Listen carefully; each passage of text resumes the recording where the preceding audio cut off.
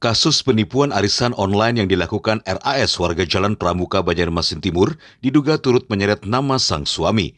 Pasalnya salah satu korban arisan online mengatakan jika ia kerap kali menerima pesan singkat yang meminta transaksi dilakukan ke rekening suami RAS yang tak lain merupakan salah satu anggota polisi yang bertugas di Mapolresta Banjarmasin. Dalam pesan singkat itu disebut jika beberapa transaksi yang dilakukan sudah diselesaikan oleh suami RAS. Ulun berhubungan sama lakinya tuh kada pernah.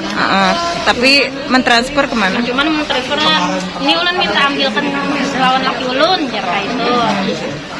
Pernah arahannya untuk mentransfer ke rekening lakinya lah? Ada di sini disuruhnya ke transfer ke lakinya aja. Kenapa itu Soalnya Mbak? ulun adanya BRI waktu itu. Jadi biar kada patok admin tuh nah. Jadi harus ke BRI.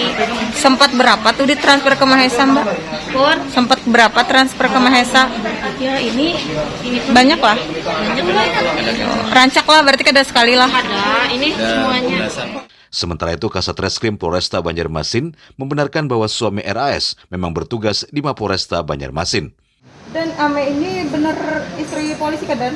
Ya, kebetulan yang bersangkutan sebagai istri dari anggota Polri di Polresta Banjarmasin. Dan suami ini memang ada membantu ya, terus serta artinya ada transfer bukti. Nah, nanti itu yang sedang kita dalami oleh tim penyidik. Yang jelas kita bekerja, ada tim internal juga dari Paminal, itu yang sedang bekerja tim.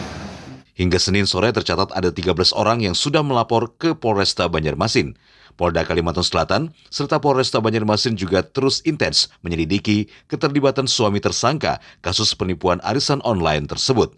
Dari Banjarmasin, Alif Hidayatullah, K1net.